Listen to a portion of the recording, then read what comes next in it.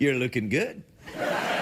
So listen, wasn't Dave good tonight? It's nice to see him back. He's not in reruns this week, is he? He's back to work. Oh, we're honoured. Anyway, Shut up. He's my boss. Shut up. Anyway, this is the part of the show when after Dave where I have to talk to you a little bit and entice you to come and see our show with my salesmanship skills. Now, before you guys turn up, usually what we do is I have a little conversation with the studio audience to see if there's anyone interesting. And now, apparently tonight... Shut up. Apparently tonight, one of the ladies in the audience is a lesbian.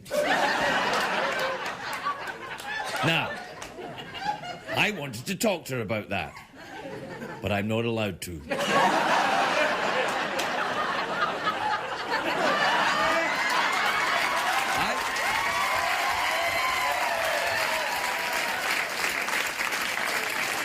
Not because CBS won't let me. Oh, come on, they would never forbid me to do some lesbian chat. No. It's because I'm shy. It's because I'd be slightly embarrassed, which just lets you know the kind of adolescent schoolboy I really am. I mean, come on. What is so funny or even interesting about two ladies getting it on?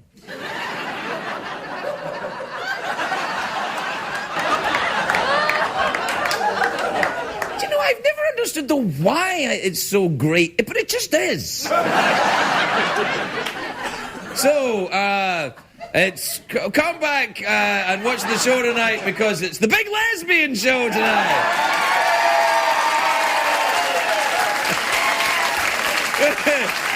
With two of the biggest lesbians in show business.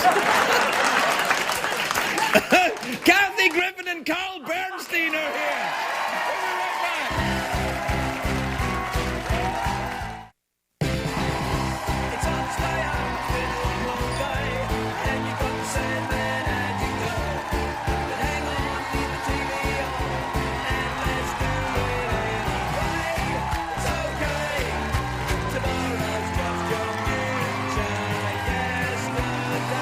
Ladies and gentlemen, Craig Ferguson.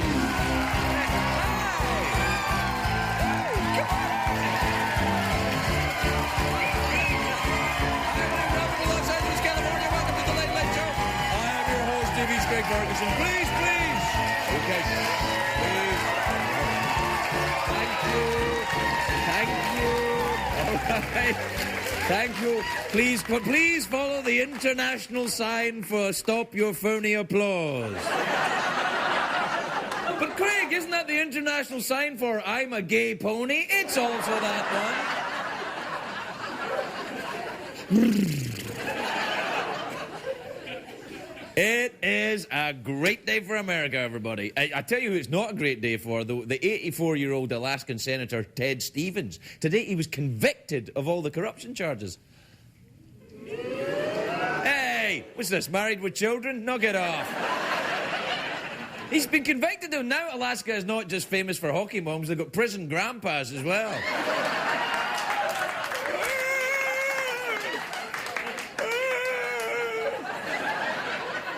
I'm the world's oldest prison bitch. And Saw 5, the movie Saw 5 and High School Musical 3 made a lot of money this weekend, but the parental watchdog groups are very concerned that Saw 5 may inspire copycat violence. They're also worried that High School Musical 3 may inspire copycat jazz hands. I don't know which one. Gay pony? Don't mind if I do. Do you know what? It's not such a great day for John McCain. He's behind in all the polls. He's not letting it get him down to old John. He's all fiery. He's got it going. I love him. Yesterday on Meet the Press, he gave a very strong performance. He was asked about Colin Powell endorsing Barack Obama. Look at this. I'm very, very happy to know that 5 former secretaries of state who I admire enormously, Henry Kissinger, Jim Baker, Larry Eagleburger, Al Haig, Jim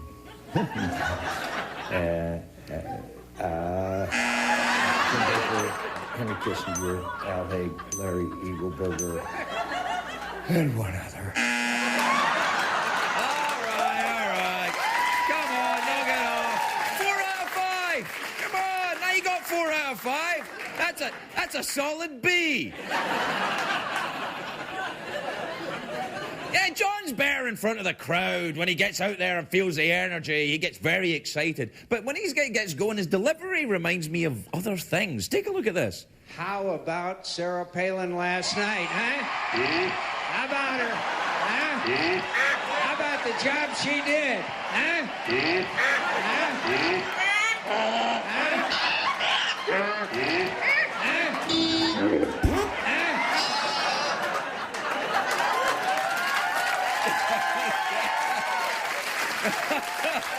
Oh, dear.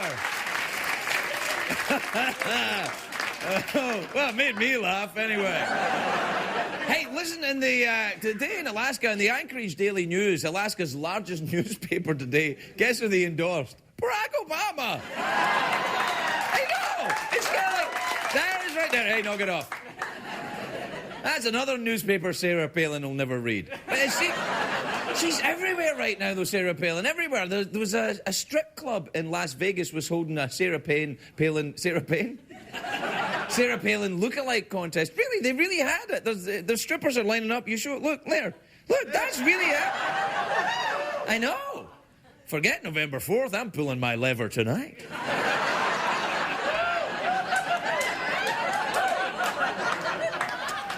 I'm kidding. I'm too tired. I wish I'd known about Sarah Palin strippers when I was in Las Vegas. I was there this weekend. I just got back from Vegas this morning. I was doing the stand-up comedy shows. Well, I call them comedy. It's me standing up saying stuff. I was at the MGM Hotel and Casino. It's a hotel and a casino. My Lord. For those of you who are new to America, Las Vegas is in a state called Nevada. Do we have a map of Nevada, do we? There you go. Nevada's right there. You got a dude around the horn. Around Las Vegas. Reno 911 up at the top. It's all around there. There's so much to see. And doing Las Vegas, I love it. There's actual paintings by Picasso. You can go see them. Genuine outfits worn by Liberace. The county jail has the real O.J. Simpson. That's a treat for all the family. Something everybody can enjoy. There you go. Nevada shames California one more time. I love Vegas, but I thought with the economy, I thought the casinos were going to be empty. I thought it wasn't. There were people everywhere. It turns out roulette is less risky than the stock market, apparently. But I was looking at the crowd, and there was something weird about the people. They all had tropical colours and parrot kind of multicoloured wigs and stuff. And somebody explained to me they're the parrot heads, the Jimmy Buffett fans. They call themselves the parrot heads. They dress up for his concerts, with the grass skirts and coconut bras. And the women are worse. Everybody's just like... Well, it turns out Jimmy Buffett was also playing at the MGM. He was in the theatre next door. Now, the MGM is the two theatres. It is the super mega dome that seats a zillion people. And then there's an intimate theatre used for puppet shows and close-up magic. You can guess where I was playing. Damn you, Buffett, with your calypso rhythms, your laid-back superstardom. But the parrot heads were tailgating in the parking lot all day. They had the RVs and the limos and shopping carts. I saw some shopping carts there. I think that belongs to the people that come and see me. But the parrot heads do some things right. You know what I saw in the parking lot? There was a pickup truck with a jacuzzi in it. It wasn't plugged in. You have to make your own bubbles, I suppose. What's strange about the parrot head people, though, this was interesting. For people who drink tequila and smoke pot at 9 o'clock in the morning, they were very nice. They were. They're very friendly. They're like, hey! Look at me, I'm wearing a coconut bra! Well, it turns out they're really just middle-class yuppies looking for a good time. They're optometrists on a day off. They like Jimmy Buffett because his music goes down easy. And it's about fun stuff like drinking and smoking and sailing around. It's like, we're drinking a lot, we're getting kind of fat, but I still look good in my little sailor hat. That's one of his early songs. I don't know if that's a real... That is one of his real early songs. That's a Sailor Hatville. Anyway, so on Saturday night, there was a problem because there was like a bazillion parrot heads are all there for this Jimmy Buffett show. And, you know, all these people are eating and drinking all day. Let's just say the toilets got a little busy. They all got backed up. It was a disaster. That night, the MGM had the loosest craps in town.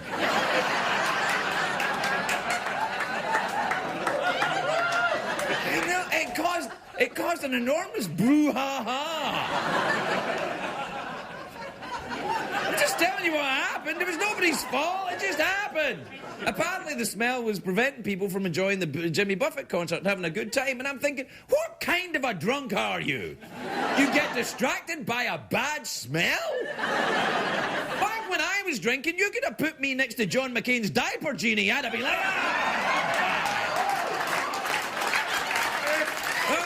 take a break. We'll be right back.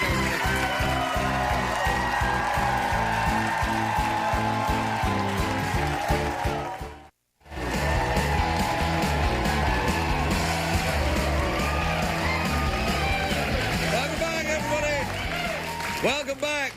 Welcome back to a show that celebrates sexual diversity in all its forms.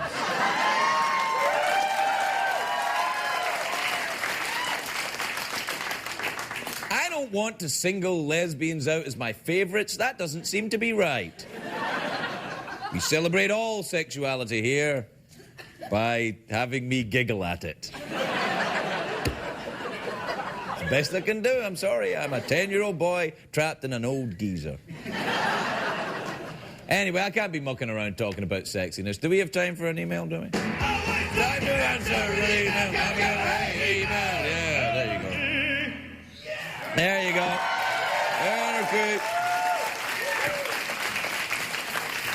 Okay, this is from George or Jorge. I'm not quite sure. George in Denmark, in Copenhagen. Wonderful, wonderful Copenhagen. Doodle-doo-doodle-doo. You must know that song.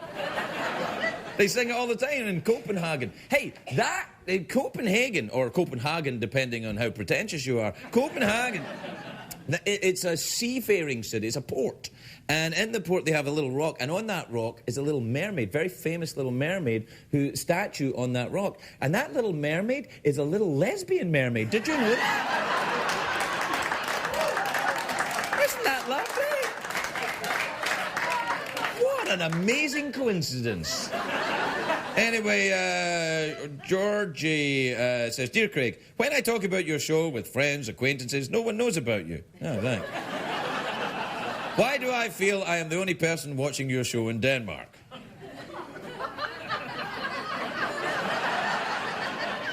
Probably because you are the only person watching your show in Denmark. Try coming to LA, you'll be amongst your friends. This is from Corey in Minnesota Lake in Minnesota, which is handy because Kansas City is in Missouri. Now figure that out. Corey says, what is the point of daylight savings time? I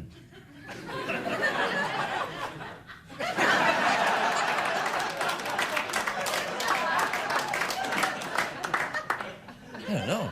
I work late night. It's all dark to me. This is from Alexandra in Stockbridge, Massachusetts. I say it like that, Massachusetts. Who was that? It was a Bee Gees song. It was, Massachusetts. They also sang, wonderful, wonderful Copenhagen. Little lesbian here.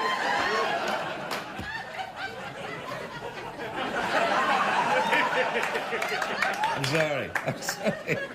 I feel such a fool. It's like, don't mention it, and I can't not mention it now. Anyway, Alexandra in Stockbridge, Mass. says, Dear Craig, would you ever consider being a therapist?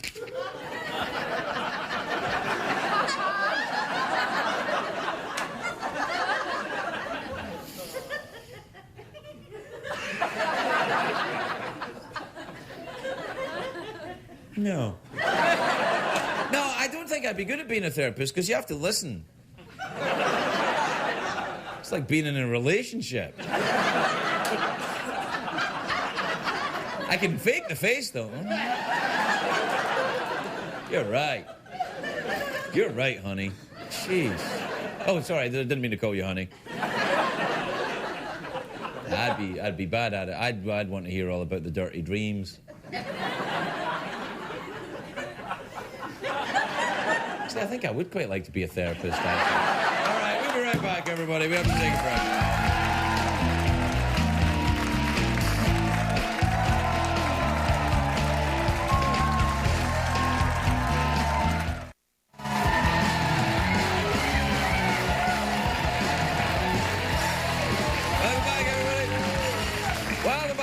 Welcome back to the big show that doesn't in any way reflect the views of the CBS organization. The election is just a week away. Every day, of course, there's the new poll results. To make sense of those, we'd like to welcome tonight America's #1 political pollster, Henry Winkler, everybody. Henry Winkler.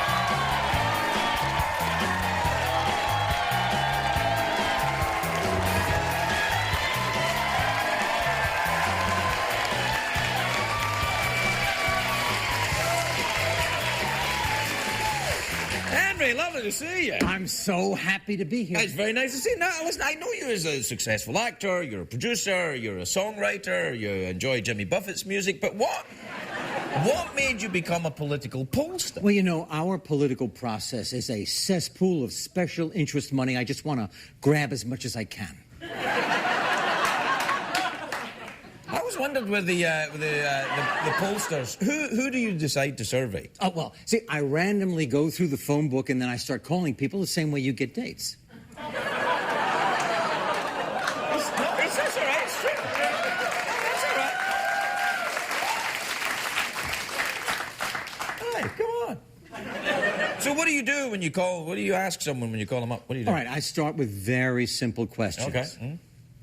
What are you wearing? How nasty do you want to get? And then I go right for heavy breathing. No.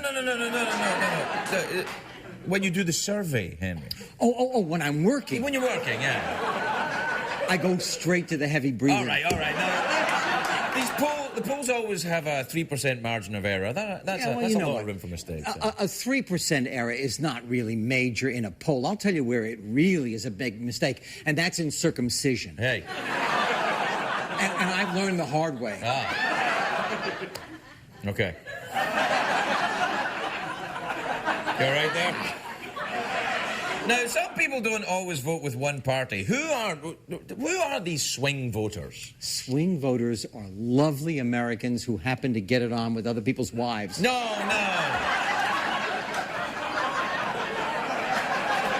What are the pollsters? What do you mean, no? Yeah, I know. Well, I'm delighted to hear it. Now, what do pollsters like you, what do you do between elections? What do the pollsters do? You know what I do? I do favorability ratings. And I did one on you. Oh, really? You got a perfect 10. That's awesome. Yeah, that was out of 100. Oh. Yeah. Genital herpes got a 16.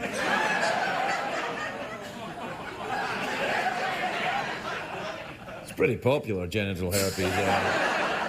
All right, let's move on. How do you think the Electoral College will play out? Oh, you know what? I have a map. Oh, really? Oh, political at last. All right, then let's go. Okay. Right. And this is really very interesting because right here, this state and this state, they're probably going to even out. You got the same problem over here. They're going to even out. Now you've got this state over here and this state over here. One is for Obama, one is for McCain, one is probably going to become pink. Then you've got Hawaii, and Hawaii is going to vote with California for Obama. So it all comes down to Maine and all the people here that are vacationing in Canada. That absolutely makes no sense at all, you know. I know, but if you turn this upside down, you have a cute little anteater. Oh, look at that. Oh, it's adorable. Yeah. Hi. I'm Andy the anteater. Yeah, right. You know? Yeah. Hi, Andy.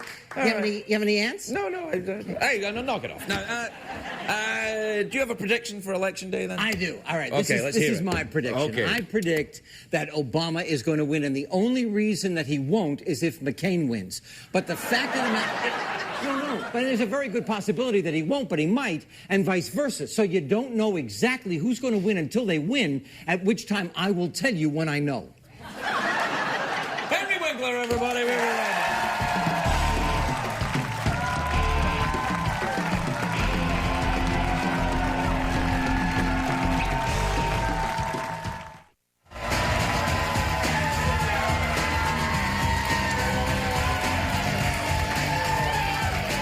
Welcome back, everybody.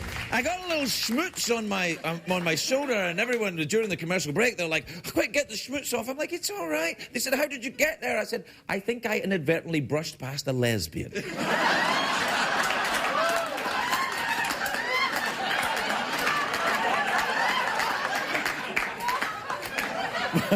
One of the good ones that wear makeup. That's a joke. You know that's a joke, right? All right. That's a joke, lesbians. Knock it off. All right, my first guest tonight is performing on November the 14th at the Mandalay Bay in Las Vegas, and on December between the 9th and the 12th at the Kodak Theatre. It's right here in LA, isn't it? It's a big, giant one. She's very successful now, God bless her. Kathy Griffin, everybody!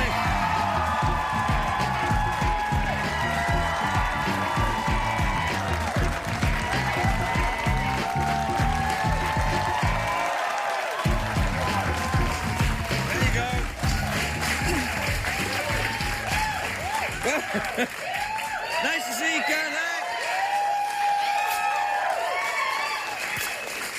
That's, My 2 Emmys. yeah, I see that. Yeah, they're very nice. Very nice Emmys. No, I can tell you think it's tacky that I brought them. I just wish I had one. I don't have any Emmys. Well, when you get them, you have to I take them to the In-N-Out Burger. I take them, they're always on display. They tour like The Body, you know, that weird tour. Oh, yeah, it's like that. That's how I am. Have you seen that show, The Body? No, I'd rather watch my Emmys. Okay.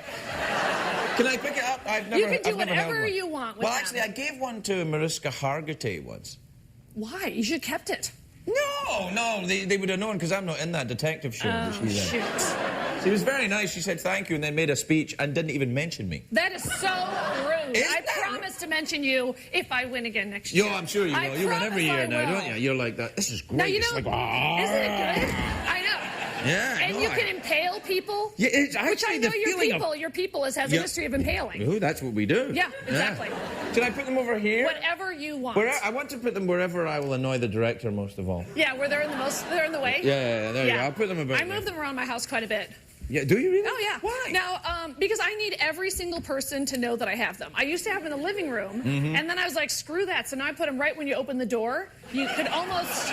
I need everyone to know. Well, I think pretty much everyone knows you've got a couple of Emmys, Kathy. Look, don't get me wrong. I'm an artist. I know. But really, the factor is huge with these babies. Yeah, sure. So, that's really what it's about. And I'm an artist. They'll beep they'll beep that Not letter. that letter. They'll beep the letter. I'm so good. I'm so proud of myself. No, you might as well have just have said because they'll beep it anyway. You know, I'll tell you, get ready for Bernstein. Oh, he said no. Yes, he is. He's a real cusser. Now, since it's lesbian night. Oh yeah.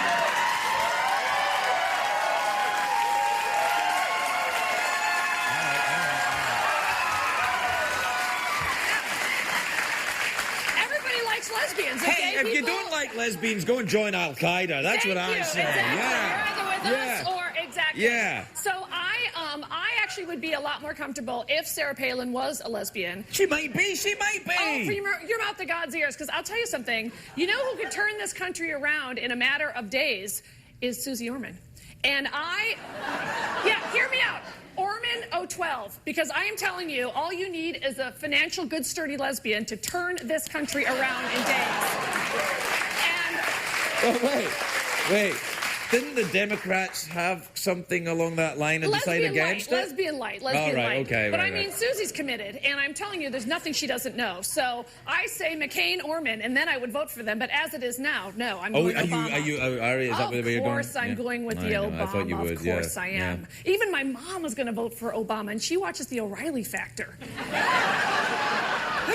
How does she equate those two things? Look, she's a crazy old drunk. I don't know what to tell you. She votes according to... Well, all right, look, I'm going to be honest. Because I'm so nervous that she might at the last second freak out and vote for McCain. On, Election Day, I'm going to do something. I don't know if this is considered voter fraud or if this is like Acorn, but I am going to have to drive my mother to the polling place. Mm-hmm. And it might involve giving my mother an extra box of wine that day. And she loves her box of wine. I understand. She no. She's not so into the glass in the bottle. Well, why? If you have the box, you have everything you need. That's right. There, she likes to put it on a ledge and then tip it to make sure that even the plastic bag is drained. And so, so that's how much I love my country. Is I'm willing to get my 88-year-old mother drunk just to vote the right way. Well, no, you're good. You're good with the older folks. You're good with the older folks. I saw you with Rickles at the Emmys. You were adorable with him. Wasn't that great, Don He was fantastic. Fantastic. I mean, it was so lovely. So lovely and so sweet and so funny. And his sense of humor is just ghetto. He will say anything to anybody. And he just has that Rickles license to kill. And so how does he get that? How do you get that license? He's fearless. He is fearless. And the guy's performed for 4 presidents, and he really has the street cred as well as the respect. But I mean, the stuff he just says to people's faces is really, it is an awesome sight. Yeah, so presenting with him was truly a delight. And the producers are so funny because they were like, now Don, we need you to stay on script. And they would turn to me and they go, sweetheart, you'll keep him on script, right? And I'd be like, yeah, I'll keep Don Rickles on script. Right. So of course, when he's off the cuff, nothing is funnier than that. So it was like a real seminal moment for me. It was a real pleasure. Yeah, it was lovely to see you both up there. I like that. Did you enjoy yourself at that Emmys? Oh my gosh, what a dish fest! All right, so it was bored. I was so bored. Oh, you're so jaded. I am. You're worse than a jaded old lesbian. I am. Hey, look at me. Look at me. Just picture in your mind. Look at this. Go at that a little bit with your eyes. Liza Minnelli. See? Showbiz. Exactly. Showbiz. No, I am a little. I wasn't jaded when I turned up, but I was jaded when I left. It went on forever. Oh, that was a disaster with those multiple hosts. Yes. No, that was a bad call. But it's true. Like when you see somebody like Rickles, I was thinking, oh, they should have just let Don host the whole thing. Yeah, or Jimmy Kimmel was there. Jimmy was so funny. I love when Jimmy goes, don't you love the hosts tonight? They're so sufficient. Also, any chance I can make fun of Ryan Seacrest is a good day for me. Right, that's true. It's appropriate. It's appropriate that you should mention him on Lesbian Night also. I know, exactly. Yeah. No, that's good. Well, I shouldn't make fun of Ryan. She's a really good hostess. Right, that's true. She's on the #1 show. God she love is. her. Good for her. Now listen, you're doing the stand-up in Vegas. Yes, I just came back. Yeah, you do a tough gig, right? Where you do the show and then you fly to Vegas and do a show. No. I just did it at the weekend. But still, that's tough to do live shows. And yeah. It's It's very difficult. Yeah. I know. I love it. I love all things Vegas. I'm a crazed nickel slot player. I'm like that. Like, if you see me in Vegas, don't bother me. I got the bloodshot eyes. I got the diet soda that's like half water at 5 in the morning. Betting max on those nickels. Betting max every time. Oh, yeah, I'm serious. Really? You like Sometimes all I'll that? bet like 20 cents a pop. I don't even care. Bet max. You're nuts. Yeah, I'm crazy. Hey, you know where you want to go at the Mandalay Bay? Where? They have the wave pool there. Yeah. It's awesome. It's better than the ocean it's or better nature. than the ocean. Yeah. Better and, frankly, cleaner. Cleaner than any ocean you're ever going to find. Yeah. I mean, oceans are all right, but there's still people Vegas, trying to save them and everything. No, that's so time-consuming. I know. Now, when you go, you can't walk among the people. You're too famous. What do you do in Vegas? You kidding me? Nobody gives a rat's ass about me. Please. I don't even believe you. What is the most common thing people say to you when they see you in public? Oh, cheeky monkey.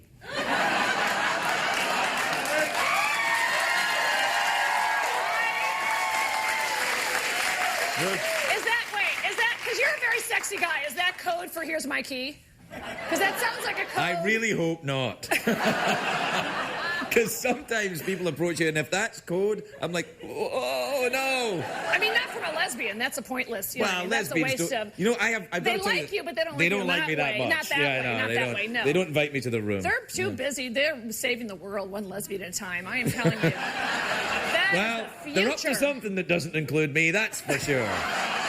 You're a cheeky monkey. They are too. No, but you're going to do that, and then you're doing the Kodak Theatre here. I know. That's such a big A-list. deal. And by the way, and this is really pathetic, but you know, first of all, I won 2 Emmys. I don't know if I mentioned that, but in addition to that, I'm also, this is so pathetic, I'm trying to get nominated for a Grammy, and so they started the voting. Yeah, I have a CD. Is that? Oh yeah, there's your CD. And once again, I put it out because I'm an artist, Yeah. but also because I want to go to the Grammys and get a dress. So, are you a Grammy member? That seems like something Sure, you would why do. not? Yeah, I'm part of. They always come to me. Are you lying? Because you look like you're lying. I'm lying. Of course, I'm lying. Well, why can't you be a member of the Grammy Because committee? I only recently became an American. You got to build up to Grammys. Look, we're out of time, Kathy, but there's Kathy Griffin for the Grammy and the Emmy And and Come the See Me Kodak Live and the and Vegas Cheeky Monkey and the whole Cheeky thing. Monkey and all that. Kathy Griffin, everybody.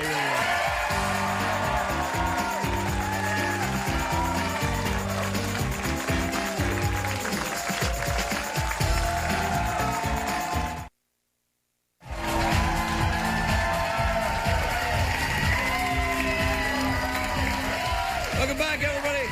Welcome back. My next guest, although not a lesbian himself, is a legend. He is a legend. He is a journalist who has caused a lot of trouble in his time for a lot of bad people.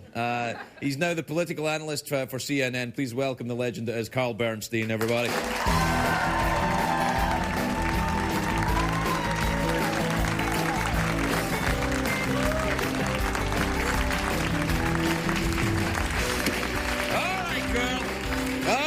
Welcome aboard. How are you? Cheeky monkey? Oh, stop it. I knew you before. Yeah, no, that's what they say to me, cheeky monkey. What do they say to you? Richard Nixon? Come on. That kind of thing.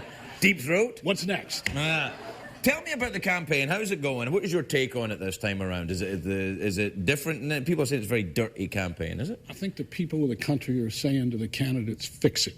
That's the message. Fix it. We want one of you guys to fix what's going on in this country. Yeah. Have you? Well, you were famously for Hillary Clinton. No, I wrote a biography of Hillary Clinton. Well, it would have sold more if she was president, though, wouldn't it? It would have, but you do some things for your country. Right. Okay. Now, do you? I don't know that. Have you endorsed a candidate this time around? I'm a reporter. I don't endorse candidates. Really? Okay. No, right. Okay. Well, let's look at either one of them then. Obama then. Strengths and weaknesses. What have we got here? I think he's run a terrific campaign. Right. I think he's shown the people that he's capable of being president. There were some doubts early on. He was new to the scene.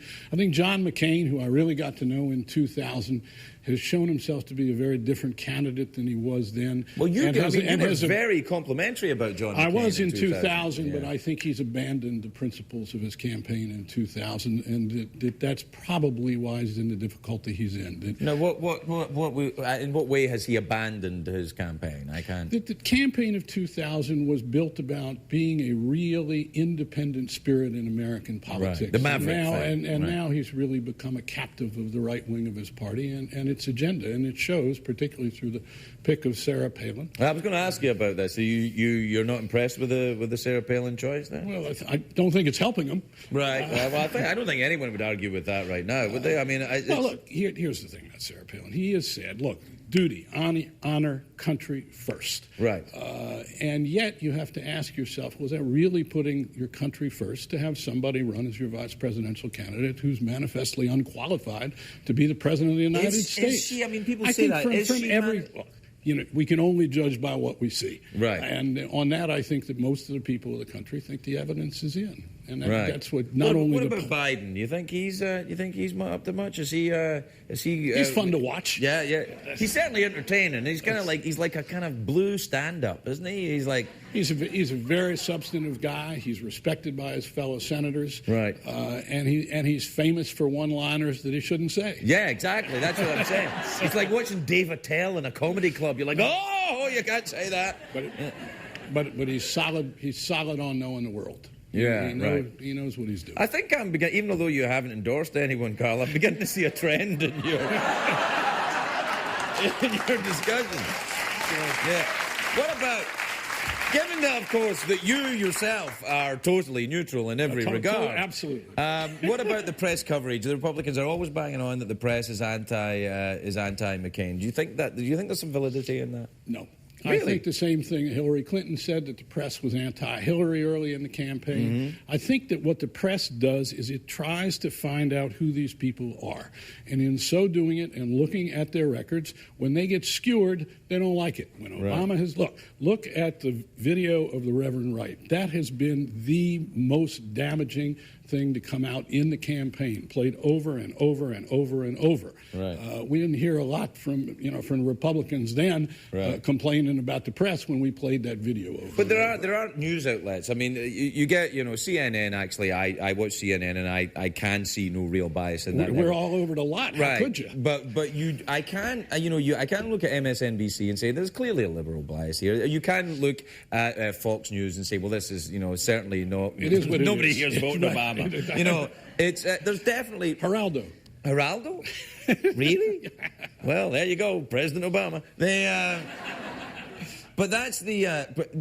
Should a legitimate news outlet endorse? Whether in word or deed, endorse a candidate and still remain a legitimate news outlet? Well, look, newspapers have editorial pages, which are the opinion of the owners. But the reporters, hopefully, in their reporting, do not express the opinion of the owners. They do their reporting. We all do our reporting. It doesn't mean we don't have our own views. But look, if Obama was to do something hellish, and myself or any other reporter came upon it, we'd sure as hell put it in a paper or put it on the air. The same things I've said about John McCain. Look, I wrote as favorable a piece about him as ever been written. Right, it was. I read it today, actually. Look, it was very he's changed. He's changed. About Obama, we don't know as much. There's no question. We don't know Obama as deeply as we know McCain. He hasn't been around that long. Yeah, exactly. I mean, he's like John McCain's what, like 108 now or something like that. Going on 73. Yeah. And what age is Obama? 23, something like that. Yeah, there's going to be a difference there. I mean, he just got out of college last week, didn't he? But we don't know a lot about him. And at the same time, we have watched him grow through this campaign. We know that he is a really disciplined campaigner. I'm going to talk to you about the campaign. The campaign itself, now here's something that I have noticed. The campaign, both candidates, seem to be physically deteriorating. And more in the case of John than Obama. But they seem to, I mean, this campaign is relentless. These guys are on planes, off planes, making speeches. It's a nightmare. If you were doing this for 2 years and you didn't go to Mandalay Bay, think what it would be like. Yeah, no, it'd be awesome. Like, when do they get to go to the wave pool? That's right. They have to. You got to do that. The system is terrible. Our campaigns go on too long. There's another problem with the system, and that is that the candidates are trying to appeal to as many people as possible. So at the beginning, they try to take stands that really don't mean much. Right. Then when they get in trouble, they start tearing the other guy apart. Right.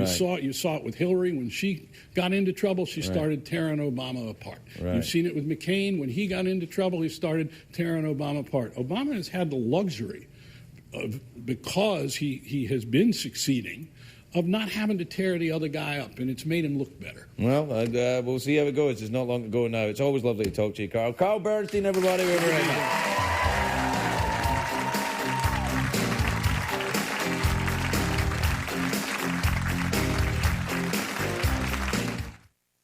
What did we learn on the show tonight, Greg?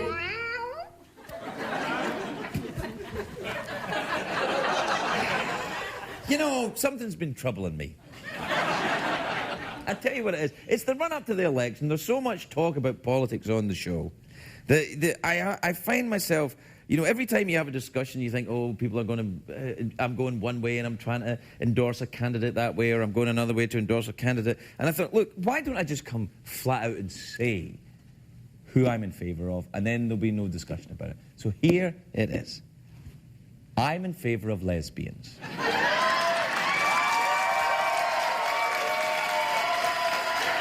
I like them. I like them. I like what they do. And I enjoy that certain je ne sais quoi. And I know that I'm not included in that fun. But I think I'm man enough to let someone else have a good time and not be selfish about it. God bless America, everybody. See you tomorrow.